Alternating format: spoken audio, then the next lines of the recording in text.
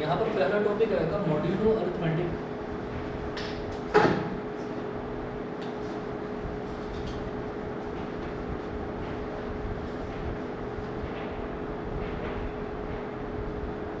Modulo arithmetic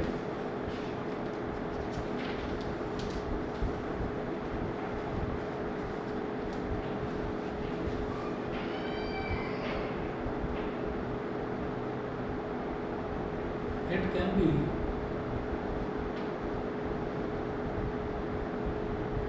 simply understood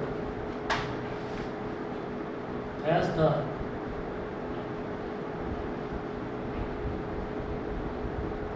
arithmetic of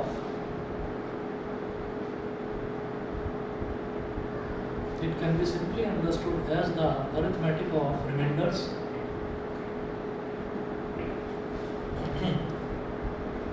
arithmetic of remainders. So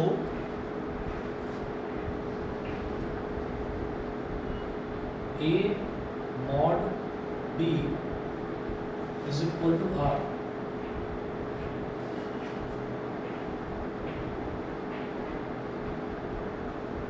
where A is similar to dividend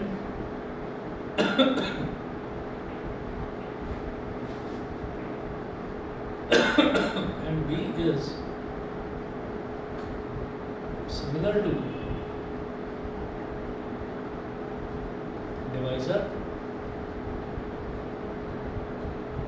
and R is the outcome of modulo operator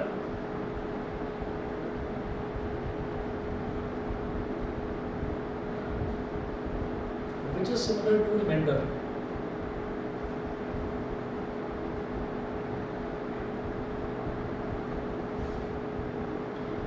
A जो है dividend की तरह है, B जो है वो divisor की तरह है। बस इसको मॉड्यूलर अरिथमेटिक में बस ये कह दिया जाता है कि इसमें सिर्फ रिमाइंडर्स को ही हमको स्टडी करना होता है। जैसे हम नॉर्मल अरिथमेटिक की बात करते हैं तो नॉर्मल अरिथमेटिक में हम क्वोशिएंट को स्टडी करते हैं कि अगर एक नंबर को दूसरे नंबर से डिवाइड करते हैं तो जो आउटकम आता है, जो आउटपुट आता है, वो जो आउटपुट है वो हमारा क्वोशिएंट आता है। जैसे मान लीजिए हमने 12 को डिवाइड करा 2 से, तो 12 को डिवाइड करा जब हमने 2 से तो हमारा रिजल्ट क्या आएगा? हमारा रिजल्ट आएगा 6। ठीक है, अब अगर आपसे कोई ये कहे कि ये तो हो गया 12/6,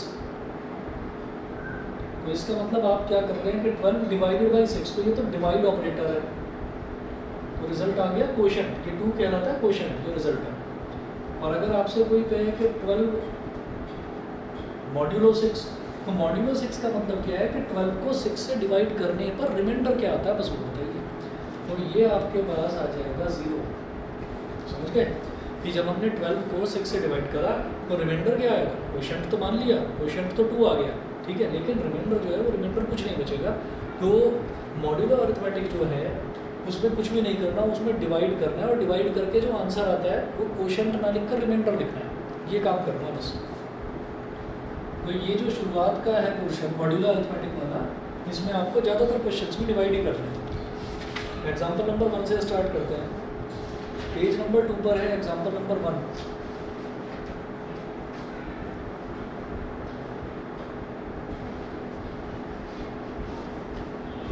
एग्जाम्पल 1 इसमें है, फर्स्ट पार्ट है 21 mod 2।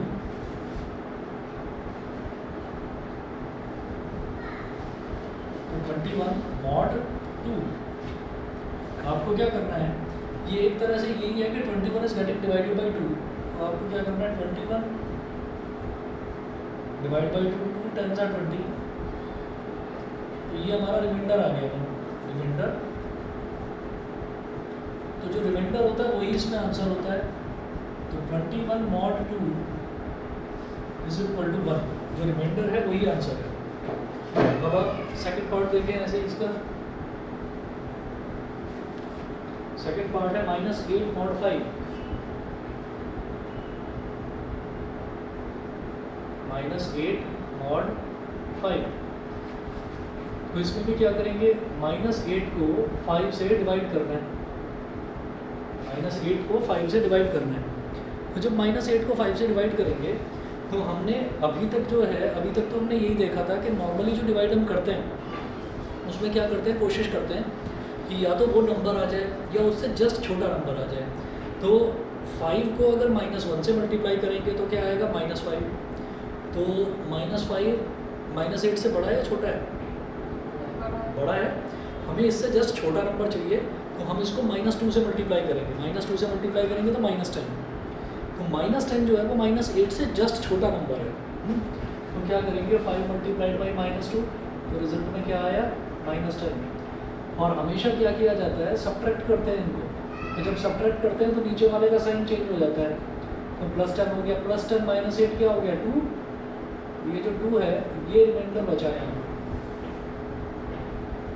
मेरी बात समझ में आ गई, ठीक है। तो ये रिमाइंडर बचा, therefore -8 mod 5 is equal to 2। Devshi clear है? Yes sir. ठीक है। थर्ड पार्ट देखिए, थर्ड पार्ट में है 9 + 23 mod 12।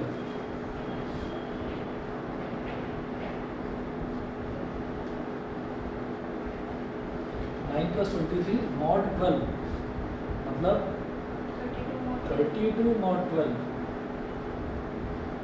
मतलब क्या है कि 12 से 32 को डिवाइड करिए तो 12 2 ज़ा 24, 32 - 24 8। तो 32 mod 12 is equal to 8 remainder है, तो यही इसका आंसर है। इसी तरह से फोर्थ है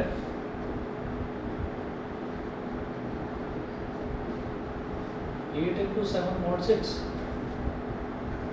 ये क्या हो जाएगा, 56 mod 6।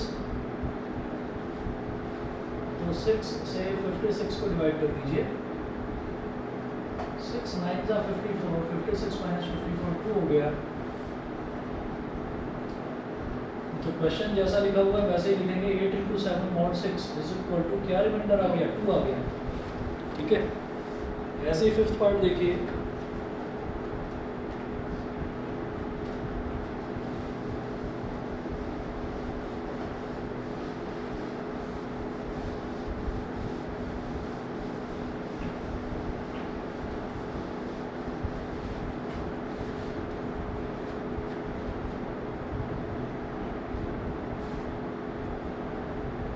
फिफ्थ पार्ट देखिएगा। फिफ्थ में है 3 mod 10।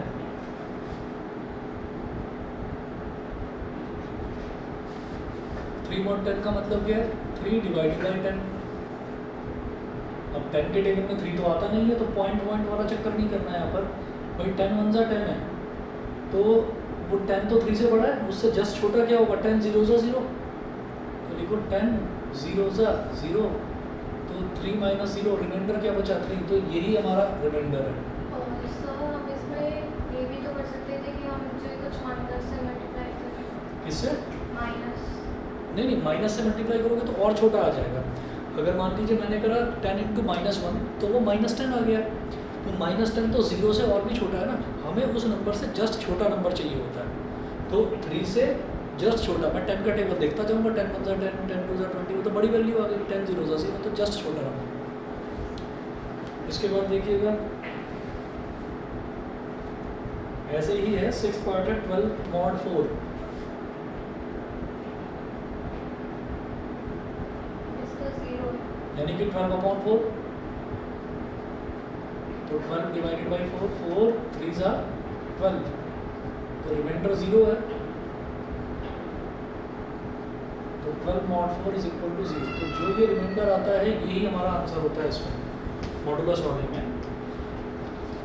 अच्छा, इसके बाद देखिएगा अगला टॉपिक है हमारा कॉन्ग्रुएंस मॉड्यूलो।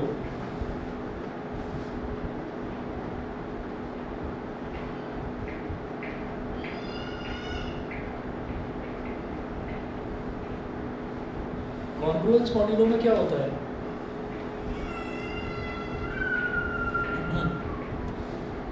इसमें लिखिएगा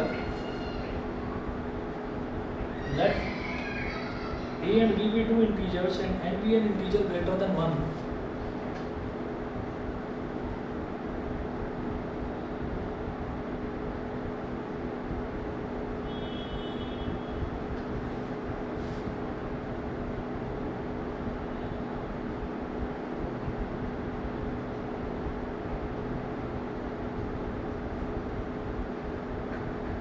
Let a and b be two integers and n be an integer greater than 1,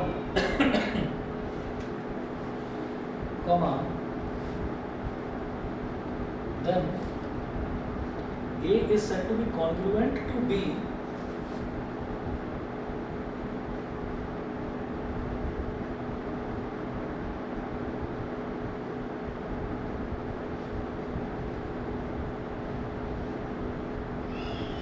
then A is said to be congruent to B, said to be congruent to B modulo n, congruent to B modulo n,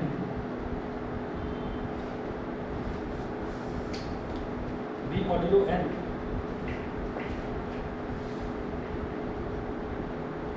I double F लिखना, if I double F का मतलब होता है if and only if, and divides,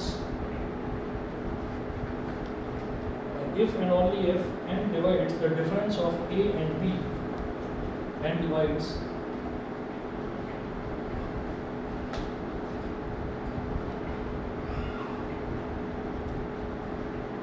the difference of A and B, that is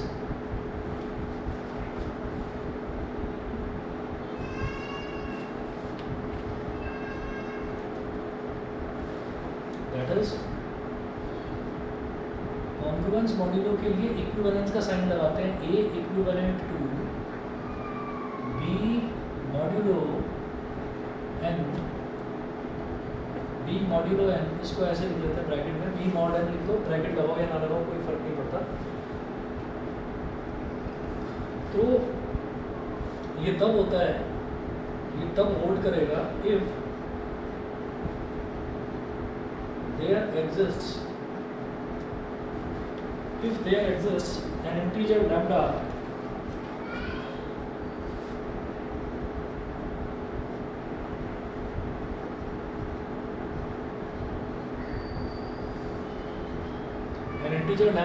such that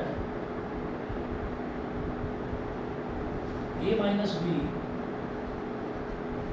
is equal to lambda n, a minus b is equal to lambda n। मैं समझाता हूँ ये क्या चीज़ है। कॉन्ग्रुएंस मॉड्यूलो का मतलब क्या है कि अब हमारे पास जैसे यहाँ पर तो नॉर्मली नंबर दे रखे थे, तो नंबर का जब मॉड्यूलो निकालना है कि एक नंबर और दूसरे नंबर के बीच का जब मॉड्यूलो हमको कैलकुलेट करना है तो हमें उनको डिवाइड करना है, डिवाइड करके जो रिमाइंडर आएगा वही मॉड्यूलो का आंसर होता है, ठीक है। लेकिन अब कॉन्ग्रुएंस मॉड्यूलो का मतलब क्या है? कॉन्ग्रुएंस मॉड्यूलो का मतलब ये है कि a congruence to b mod n, इसका मतलब ये है कि इस b को मैं इधर लेकर आऊँगा तो ये a माइनस बी बन गया। तो मैं ये कहूँगा कि a माइनस बी जो है ना वो, सुनिएगा,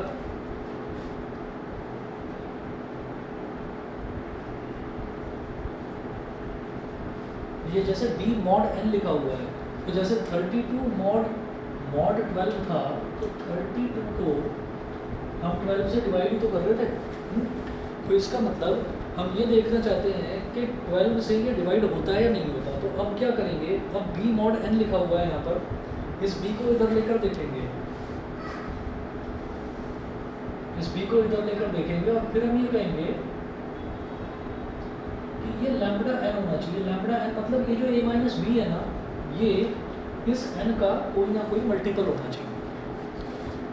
ये कॉन्ग्रुएंस मॉड्यूलो की डेफिनेशन है कि जब भी हमको ये दे रखा हो कि a congruence modulo to b mod n, तो n जो है वो डिवाइड में, n डिवाइड में होने का मतलब क्या है? अगर मान लो ये पूरी तरह से, जैसे कहाँ डिवाइड हुआ था पूरी तरह से, जहाँ 0 आया था ये रहा, तो 12 मॉड 4 था,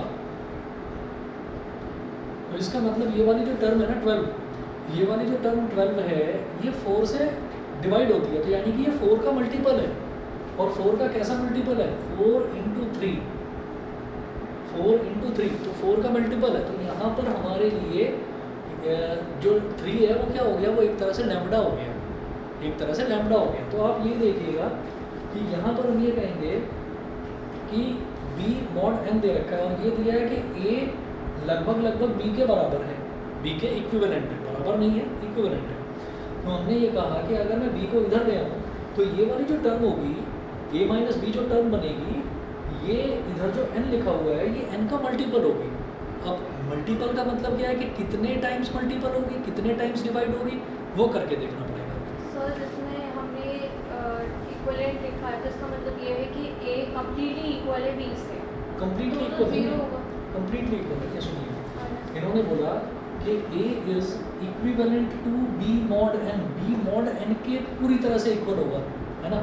लेकिन यहाँ पर इक्विवेलेंट साइन लगाकर हम ये कहेंगे कि कॉन्करेंस मॉड्यूलो की डेफिनेशन ऐसी होती है कि मैं b को अगर इधर ले आऊँ, सिर्फ अगर मॉड n को उधर छोड़ दिया जाए, अगर मैं b को इधर ले आऊँ तो बीच में से ये मॉड हट जाएगा, मतलब डिवाइड हट जाएगा।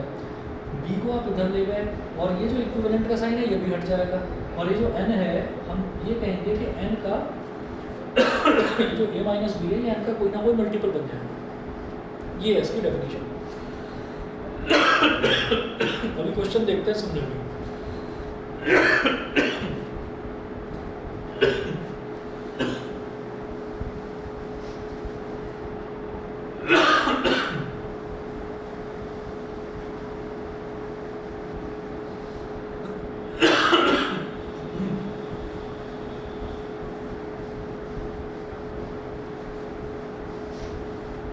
अब देखिएगा, ये पहला example number 2।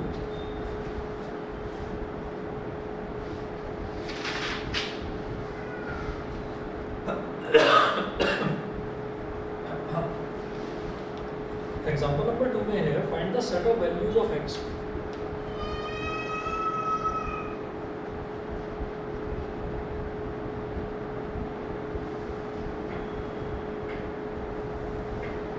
set of values of x satisfying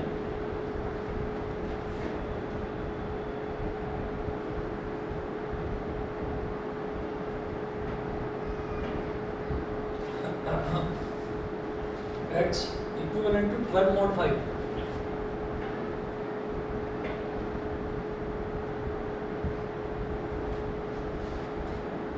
तो सेट ऑफ वैल्यूज बतानी है।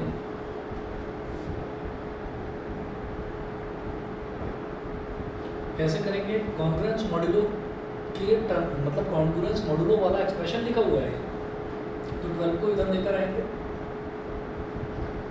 तो x minus 12 is equal to 5 lambda. समझ गए, ठीक है, n नहीं है अब 5 है, तो x minus 12 is equal to 5 lambda हो गया। इसका मतलब क्या है कि x minus 12 is a multiple of 5। मुझे इससे मतलब है, तो x इज इक्वल टू क्या हो गया 12 प्लस 5 लैम्डा, 12 प्लस 5 लैम्डा। अब ये जो लैम्डा है, ये लैम्डा क्या है, ये लैम्डा होता है इंटीजर, कोई भी इंटीजर वैल्यू होती है, वेयर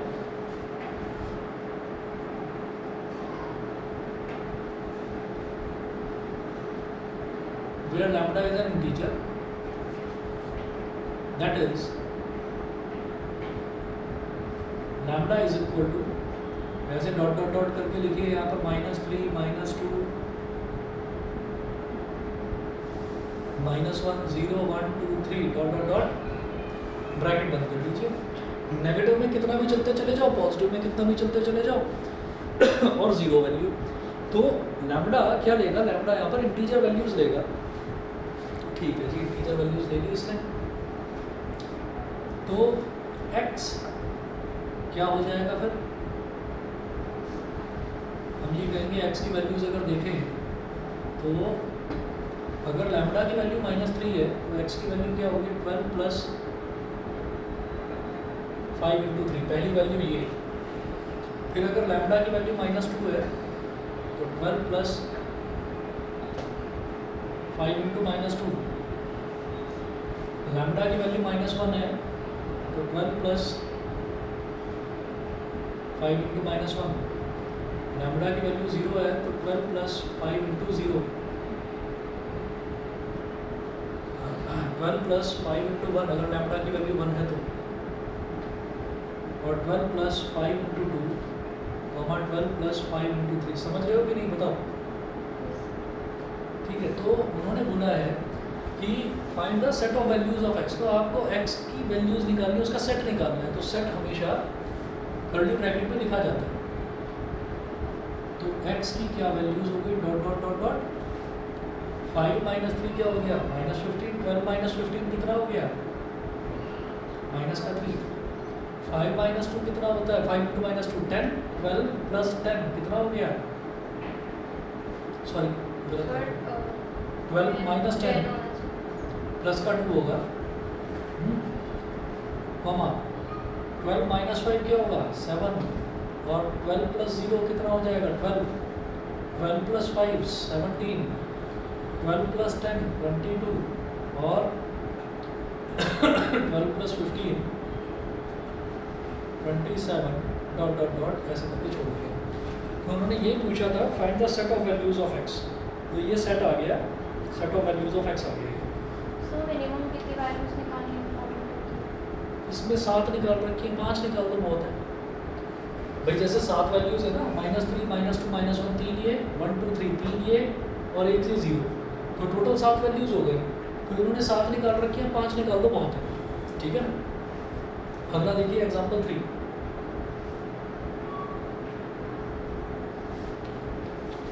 एग्जाम्पल 3 में बोल रहे हैं if 147 congruence modulo 3 mod m,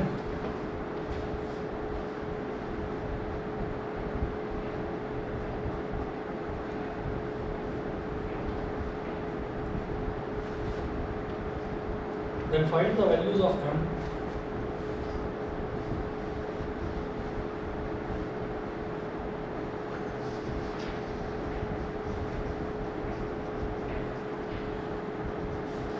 then find the values of m।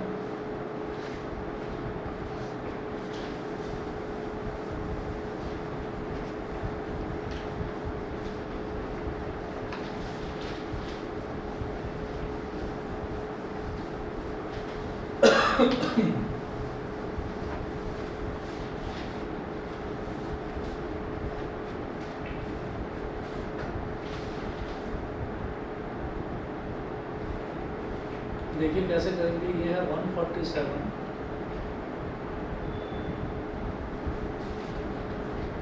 3 mod m। इस 3 को इधर ले आओ, 147 minus 3 is equal to m lambda. समझ गए? अच्छा, तो 147 माइनस 3 कितना हो गया, m लैम्डा। उन्होंने पूछा है find the values of m। आप m की वैल्यूज बताइए। तो m की वैल्यूज किस तरह से बताई जा सकती हैं, यहाँ पर हम ये कहेंगे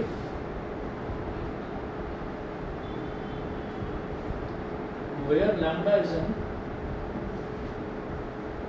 इंटीजर, तो lambda is equal to dot dot dot -3 -2 -1 0 1 2 3 dot dot dot ऐसे करके छोड़ दिया आपने, ठीक है। अब आप निकालिए कि अगर लैम्बडा की वैल्यू -3 है तो फिर m की वैल्यू क्या होगी। यहाँ से मैं ये भी तो कह सकता हूँ कि m is equal to 144 upon lambda, ये कहा जा सकता है, ठीक है। तो अब therefore m is equal to dot dot dot 144 upon -3, 144 upon -2, 144 upon -1, 144 upon 0। ये वैल्यू तो ले ही नहीं सकते, नॉट डिफाइंड हो जाएगा, इसको छोड़ दो। ऐसे ही 144 अपॉन 1, 144 अपॉन 2 और 144 अपॉन 3 ऐसे डॉट डॉट डॉट करके छोड़ दीजिए। 3 4s are 12, 3 4s are 12, और ये कितना हो गया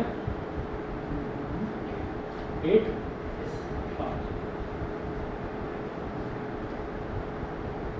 -48 और ये कितना हो जाएगा जी 72 माइनस का 72 और ये माइनस का 144 फिर ये प्लस का 144 72 और ये 48। तो इससे समझ में क्या आ रहा है, इससे ये समझ में आ रहा है कि भाई जो हमारी m की वैल्यूज आ रही है ना, ये सारे के सारे क्या आ रहे हैं, ये सारे के सारे 144 के जितने भी फैक्टर्स हैं वो सब आ रहे हैं। 144 के फैक्टर्स का मतलब 144 को कौन कौन नंबर है जो डिवाइड कर सकता है 144 को। 48 डिवाइड कर सकता है, 48 3 ज़ा 144 होगा, 72 2 ज़ा 144 होगा, 144 1 ज़ा 144 होगा। तो इसका मतलब हम कह सकते हैं m is equal to all factors of 144 के सभी फैक्टर्स। तो हम सभी फैक्टर्स लिखे अगर तो बहुत ज़्यादा फैक्टर्स नहीं होंगे इसके। पहले तो प्लस माइनस 1 लिखा जा सकता है, प्लस माइनस 1 भाई प्लस 1 भी और माइनस 1 भी 144 को डिवाइड कर देंगे। फिर प्लस माइनस 2 लिखा जा सकता है, उसके बाद प्लस माइनस 3 से भी डिवाइड हो जाएगा। 4 से बताना 4 से हो जाएगा कि नहीं, 4 से हो जाएगा, 4 से भी हो जाएगा। 5 से नहीं होगा, 6 से शायद हो जाएगा, 6 से हो जाएगा। 8 से बताओ, 8 से हो रहा है, 8 1 सा 8, 14 माइनस 8 हो गया 6, 6 4 64, 8 8 था 64, 8 से भी हो गया। 9 से तो होता ही है, 16 9 सा 144। 10 से नहीं होगा, 11 से नहीं होगा, 12 से होगा, 13 से नहीं होगा, 14 से नहीं होगा, 15 से भी नहीं होगा, 16 से होगा, 17 से नहीं होगा, 18 से होगा, 18 8 सा 144 होता है, 19 से नहीं होगा, 20 से नहीं होगा, 21 22 से बताओ भी,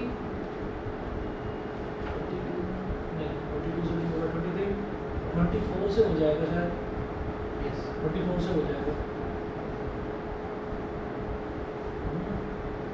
फिर 24 के बाद 25 26 27 28,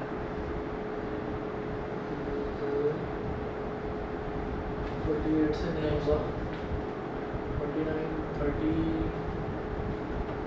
30 से नहीं होगा, 30 से हो जाएगा, 3 10 30 48 नहीं होगा, 32 16 32 से नहीं होगा, 30 तो फिर डायरेक्ट 36 से होगा। 36 से होगा, क्योंकि 72 से हो रहा है ना, तो 36 से होगा।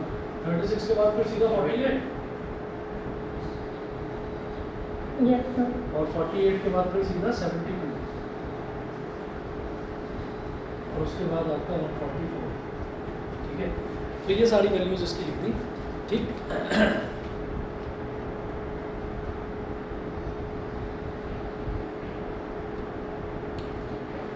चलिए जी, इसके बाद एग्जाम्पल नंबर 4 देखते हैं। 1 मिनट रुकिए बस, मैं 1 मिनट में आ रहा हूँ।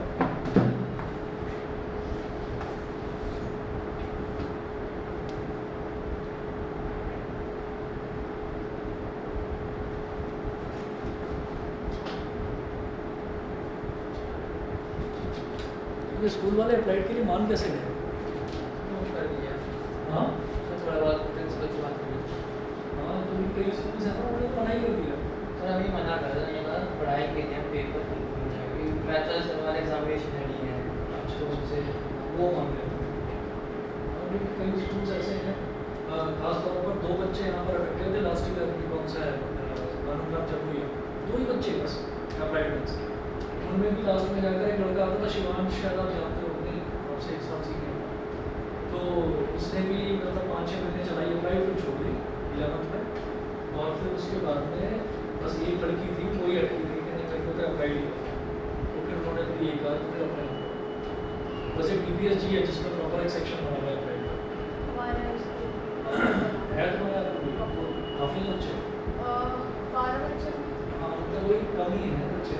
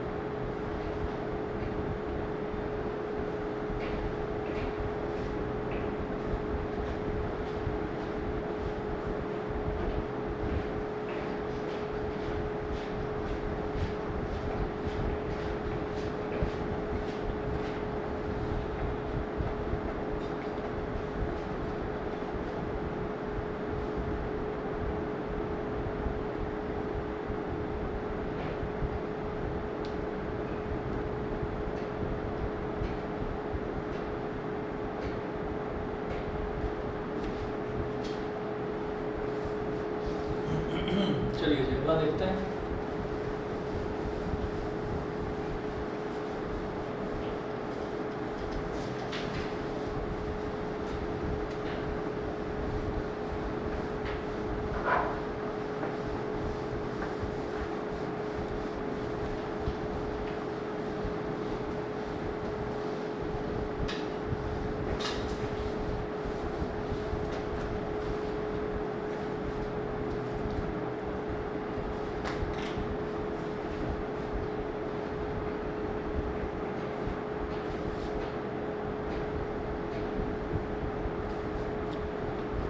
Example number 4.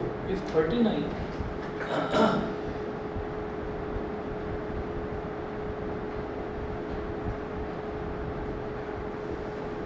if 39 congruence modulo x mod 7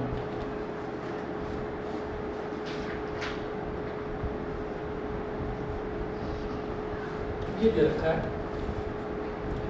तो पूछ रहे हैं find the set of values of x। ये तो इससे पहले इससे एग्जाम्पल नंबर 2 जैसा है।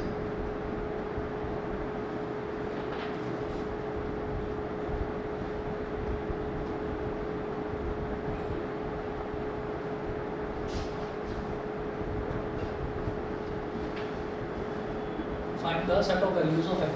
तो यहाँ क्या होगा,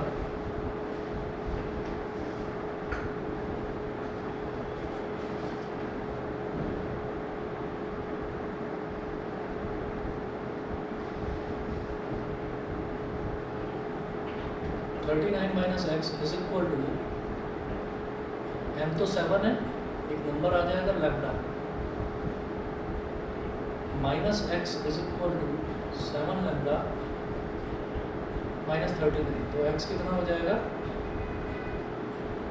39 माइनस 7 लैम्डा। अब where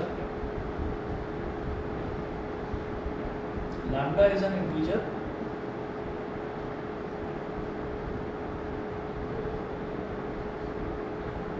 तो डॉट डॉट डॉट -2 -3 छोड़ो, बहुत ज़्यादा नंबर हो जाते हैं।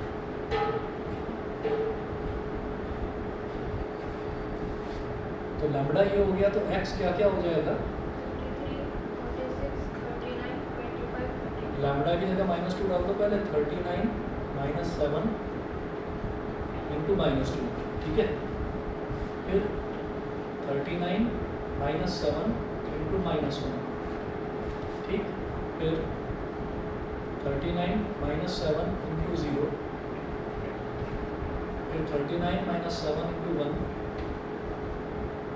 39 minus 7 into 2, dot dot dot x is equal to -7 into -2 कितना हो गया 14, और 39 प्लस 14 कितना हो गया 53,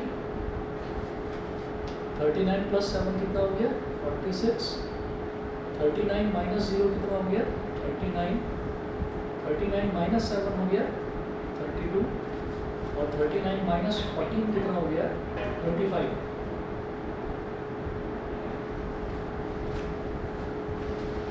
ठीक है, ऐसे ही अगला देखते हैं एग्जाम्पल नंबर 5। अच्छा 5 तो रहेगी, छोड़ो। अब आगे इन्होंने दे रखा है congruence modulo is an equivalence relation. Congruence modulo is an equivalence relation. अब क्या है, रिलेशन एंड फंक्शन जो है वो शायद आपके सिलेबस में है नहीं।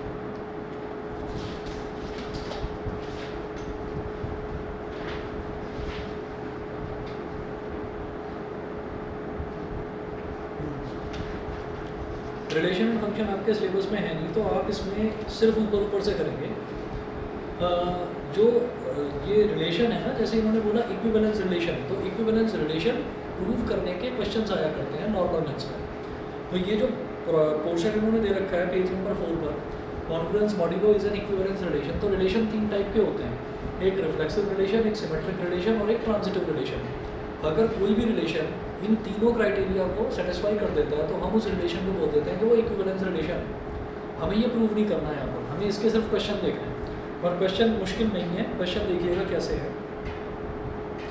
आप क्वेश्चन समझिए इसका, जैसे पेज नंबर 5 पर आ जाइए, एग्जाम्पल नंबर 5। एग्जाम्पल नंबर 5 देखिए सीधा।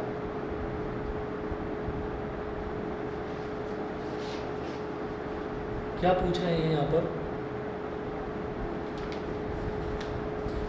एग्जाम्पल 5 में है find the equivalence class find the equivalence class of 3 mod 5।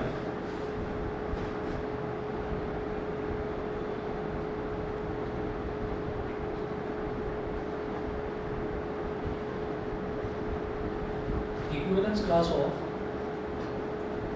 3 mod 5। तो इक्विवेलेंस क्लास का मतलब क्या होता है? जैसे देखिए यहाँ पर है ना, जैसे 3 mod n की इक्विवेलेंस क्लास हो गई 147, ऐसे ही 12 mod 5 की इक्विवेलेंस क्लास हो गई x। तो ये पूछ रहे हैं कि आप 3 mod 5 की इक्विवेलेंस क्लास बताइए। तो इक्विवेलेंस क्लास को आप कुछ मान लो, आपने उसको x मान लिया, चाहे तो x मान लो, लिखिएगा लेट द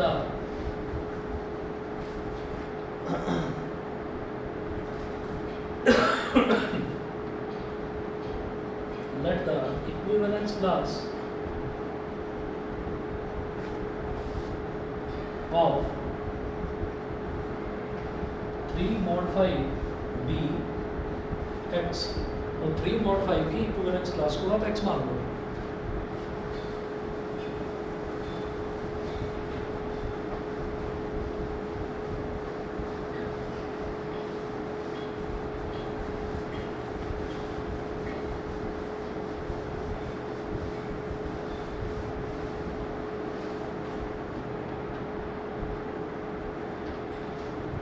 क्या हो जाएगा? x Confluence modulo 3 mod 5। तो वो पूछ रहे find the equivalence class of 3 mod 5। तो कुल मिलाकर मेरे को ना x की वैल्यू निकालनी है। तो x की वैल्यू कैसे निकालेंगे? वो कॉन्फ्लुएंस मॉड्यूलो की डेफिनेशन लगाकर। कैसे? 3 को इधर ले आओ। सो हमने इसे x को क्यों लेट किया? हम इसको नॉर्मल जैसे हमने पहले पढ़ा था, सिंपल मॉड कर दिया था 3 mod 5 को। हम ऐसे ही सॉल्व कर देते हैं। हमने 3 mod 5 को जैसे, हाँ सुनिए, जब हमने 3 mod 5 को सॉल्व करूँगा ना, तो 3 mod 5 से उसका एक रिमाइंडर आ जाएगा। और मैं चाहता हूँ कि उसकी पूरी क्लास आ जाए कि क्या क्या रिमाइंडर्स आ सकते हैं अगर अलग अलग उसके मल्टीपल्स से, यानी कि 5 के अगर अलग अलग मल्टीपल से डिवाइड करा जाए। तो हम यहाँ 5 के अलग अलग मल्टीपल्स से डिवाइड करेंगे इसको। देखो कैसे, यहाँ पर क्या है कि ये जो 3 है, 3 इधर आ जाएगा। तो 5 के अलग अलग मल्टीपल्स क्या बन गए? 5 लैम्डा। ठीक है, अब मैं x की वैल्यू निकालूंगा। तो ये हो गया 3 + 5 लैम्डा।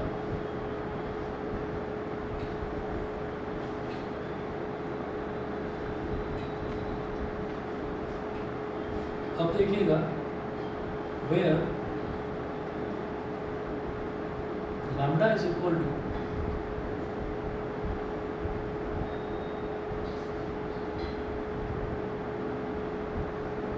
-2 -1 0 1 2 डॉट डॉट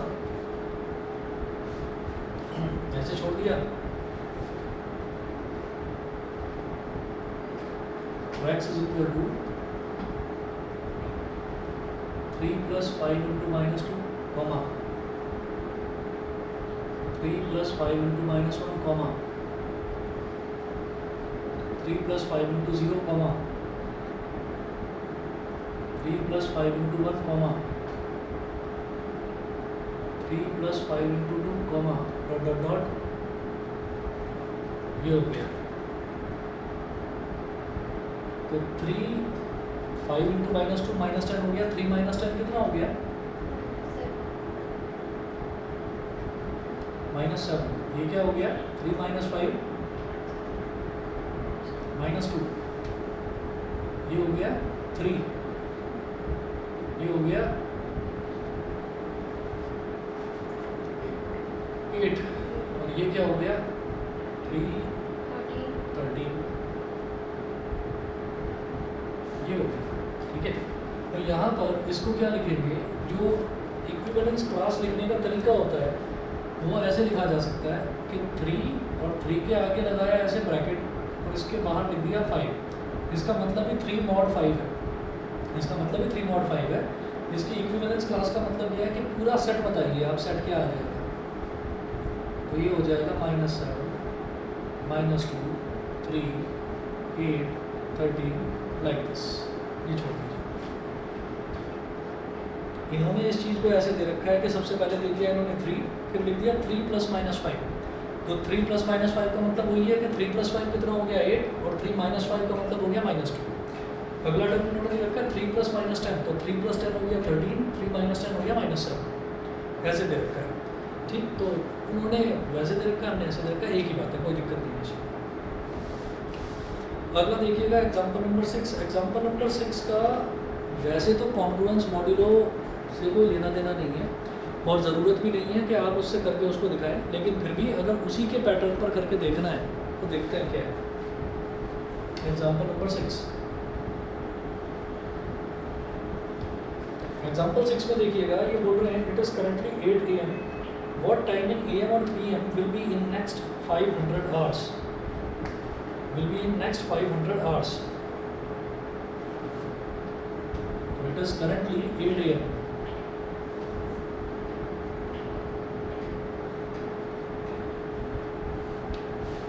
तो आप ये देखिएगा कि अभी 8 बजे हुए हैं, सुबह के 8 बजे हुए हैं। अब से 24 घंटे बाद क्या होगा, भी सुबह के 8 बजेंगे। और 24 घंटे बाद क्या होगा, फिर सुबह के 8, और 24 घंटे बाद। तो 24 घंटे के बाद में टाइम अपने आप को रिपीट करता है। तो इसलिए क्या करा जाएगा, इसलिए यहाँ पर मॉड यूज़ करा जाएगा। कैसे, उन्होंने बोला कि कितना टाइम हो जाएगा, ये जो अभी अगर सुबह के 8 बज रहे हैं तो अब से 500 घंटे बाद कितना टाइम हो जाएगा। तो 500 मॉड 24 ये करा जा रहा है। 500 मॉड 24 का मतलब क्या है कि भैया आप 24 से 500 को डिवाइड कर दो ना। अगर 24 से पूरी तरह से डिवाइड हो जाता है 500, तो हम ये कहेंगे कि 500 घंटे बाद भी वही टाइम आ जाएगा। मान लो अगर वो पूछते हैं कि आज कि अभी ये टाइम हो रहा है, 72 घंटे बाद क्या टाइम होगा, तो हम बोलेंगे 24 3 × 72 होता है। तो 24 3 × 72 मतलब एग्जैक्टली पूरे 3 दिन बीत गए। तो अभी 8 बज रहे हैं, तो अब से ठीक 3 दिन बाद भी तो 8 ही बजेंगे सुबह के। लेकिन हम क्या करेंगे, हम देखते हैं कि पूरी तरह से डिवाइड हो रहा है या नहीं हो रहा। तो अगर हो रहा है तो हमारा रिमाइंडर क्या आएगा 0, और अगर नहीं हो रहा है तो जो रिमाइंडर आएगा उससे हम आंसर का अंदाज़ा लगाएंगे। देखिए कैसे, 500 मॉड 24 है। Good afternoon. तो 24 से 500 को डिवाइड करिए। 24 2 सा कितना हो गया 48, 50 - 48 कितना हो गया 20। अब ये 20 जो है ये तो 24 से डिवाइड होगा नहीं, तो ये क्या हो गया, रिमाइंडर हो गया।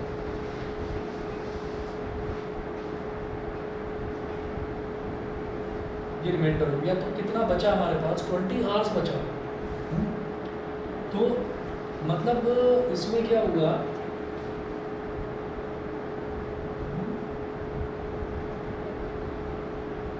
ये देखो 24 20 सा 480 करेंगे तो 20 बचेगा। तो आप ये देखिएगा कि 24 घंटे जो है वो 480 मतलब पूरी तरह से डिवाइड हो गया। 480 तो पूरी तरह से डिवाइड हो गया, तो इसका मतलब क्या है कि 20 दिन तो पूरी तरह से बीत गए। तो ठीक 20 दिन के बाद कितना टाइम हो जाएगा, वही सुबह के 8 बजेंगे। लेकिन 20 घंटे बचे हैं, तो 8 सुबह के 8 बचे हैं, इसमें 20 घंटे ऐड कर लो, 24 ऐड करो, कितना हो गया सुबह के 8, और 4 सब्ट्रैक्ट कर दो। 4 सब्ट्रैक्ट कर देंगे तो क्या हो गया, सुबह के 4। ठीक है ना, नहीं समझे। आप ये देखिएगा कि रिमाइंडर इज 20 आवर्स। तो 480 जो है 24 20 सा 480, तो इसका मतलब क्या है कि 20 दिन तो 500 घंटे का अगर बात करी जाए तो उसमें 20 दिन तो पूरे बीत गए। 500 घंटे का मतलब क्या है, 20 दिन 20 डेज एंड 20 आवर्स, ये हो गया। तो 20 डेज पूरे बीत गए, तो इसका मतलब सुबह के 8 ही बचेंगे, है ना। अच्छा, लेकिन अब 20 घंटे बचे हैं ना, तो 8 AM में 20 घंटे ऐड कर लीजिए। 8 AM प्लस 20 आवर्स 4 AM क्या टाइम हो जाएगा, अगले दिन के सुबह के 4 बजेंगे। क्यों, क्योंकि अगर आप उसमें 24 घंटे ऐड करेंगे, 24 आवर्स ऐड करेंगे तो सुबह के 8 ही बचेंगे। ठीक है, वो तो 24 आपने ऐड करा, लेकिन आपको 20 ऐड करना है ना, तो 4 सब्ट्रैक्ट कर दो। तो 8 में से 4 सब्ट्रैक्ट करा तो 4, सुबह के 4 बजेंगे। समझ गए? नहीं समझे? 4 के माइनस किया। 4 माइनस इस वजह से करा कि भाई 20 आवर्स बचे हुए थे।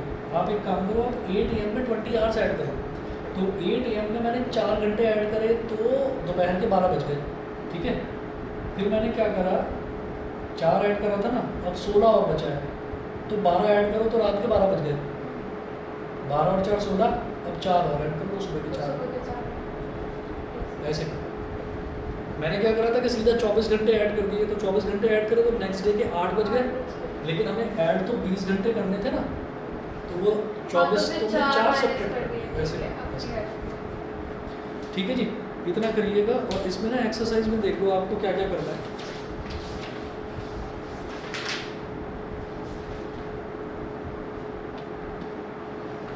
इसमें एक्सरसाइज 1.1 के ना आप 3 क्वेश्चंस कर लीजिए, क्वेश्चन नंबर 1, 2 और 3।